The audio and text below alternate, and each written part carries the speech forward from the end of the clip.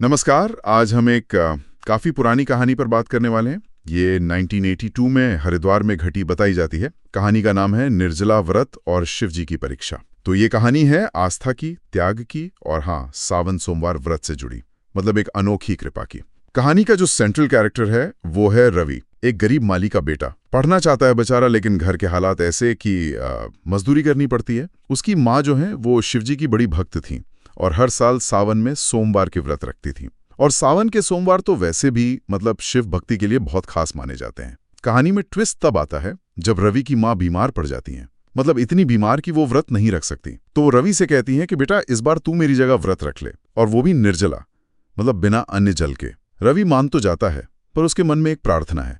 वो कहता है, हे भोलेनाथ, माँ की सेवा और मेरी पढ़ाई दोनों का कोई रास्ता खोल दीजिए। फिर रवि पूरी श्रद्धा से व्रत शुरू करता है। हर सोमवार मंदिर जाता है, पूजा पाठ करता है। पर ये निर्जला व्रत, ये तो सुनने में बड़ा कठिन लगता है।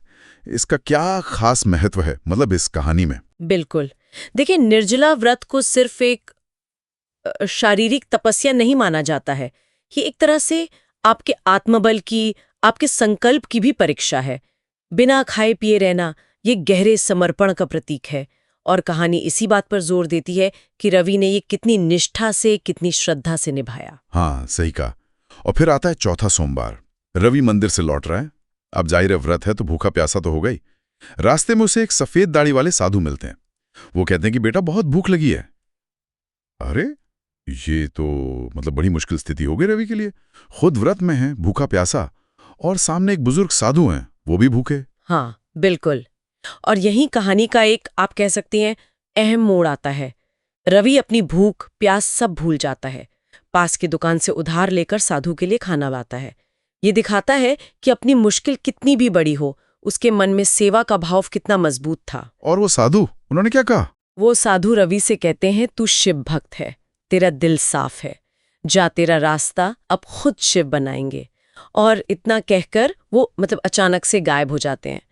इस घटना को कहानी में रवि की परीक्षा का क्लाइमैक्स, मतलब चरम बिंदु दिखाया गया है, जहां उसके निस्वार्थ भाव और उसकी आस्था का फल मिलता है।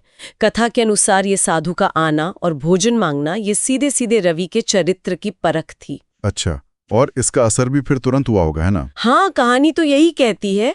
अगले ही दिन जैसे कोई चमत्कार हुआ हो, हरिद्वार के एक बड़े ट्रस्ट से खबर आती है कि रवि को स्कॉलरशिप मिल गई है और स्कूल में दाखिला भी पक्का। और सिर्फ इतना ही नहीं, उसकी माँ की तबीयत भी सुधरने लगती है। कमाल है, मतलब रवि की प्रार्थना सुन ली गई। हाँ, कहानी इसी ओर इशारा करती है। देखिए, इसका सार यही निकलता है कि सावन सोमवार का व्रत हो या कोई भी सच्ची आस्था, वो महज एक रस्म नहीं है। वो एक तरह से आपके चरित्र की, आपकी नीयत की परीक्षा भी हो सकती है। कथा के मुताबिक भगवान शिव पहले भक्त को परखते हैं, उसकी निष्ठा देखते हैं, और फिर उसकी जरूरत के हिसाब से उसे वो देते हैं जिसकी उसे सच में आवश्यकता होती है। रवि का वो काम, अपनी भूख भूलकर दूसरे की मदद करना, वो सीधे तौर पर उसकी प्रार्थनाओं के पूरा होने से जुड़ जाता है। तो इस कहानी से एक मुख्य बात जो निकलती है वो ये है कि गहरी आस्था और कठिनाई में भी अगर आप निस्वार्थ भाव से कोई अच्छा काम करते हैं, तो वो आपकी जिंदगी में अप्रत्याशित, मतलब अनएक्सपेक्टेड पॉजिटिव बदलाव ला सकता है। जैसा इस कहानी में रवि के साथ हुआ, उसकी श्रद्धा और त्याग का फल उसे मिला। बिल्कुल सही। ये कहानी आस्था, परीक्षा और उसके बाद मिलने वाले कथित दिव्य फल के एक खास नजरिए को सामने रखती है। ये सोचने पर मजबूर करती है कि इस तरह की कथाओं के अनुसार हमारा जो व्यक्तिगत त्याग है, दूसरों की भलाई के लिए निस्वार्थ भाव से किया गया काम है, और जीवन में मिलने वाले आशीर्वाद, इनके बीच आखिर रिश्ता क्या है?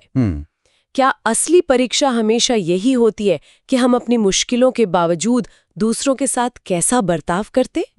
ये सवाल इस कथा के केंद्र में लगता है और कहीं ना कहीं हमें अपने कर्मों और उनकी नीयत पर सोचने को जरूर प्रेरित करता है।